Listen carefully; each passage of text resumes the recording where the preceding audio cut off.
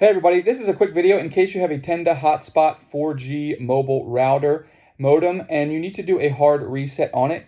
Now you might want to do a hard reset for one of two reasons. The first reason is troubleshooting.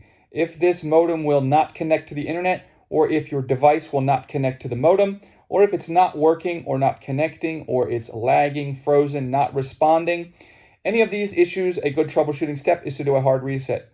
The other reason is if you just want to set it up with new devices on a new network and everything like that, a hard reset to the factory default settings is a good step to do in this process.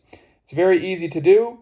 All you need to do is first remove the back cover from the modem router, and then you're going to need like a paper clip or a pin or something, and you're going to find the reset button towards the bottom of the router.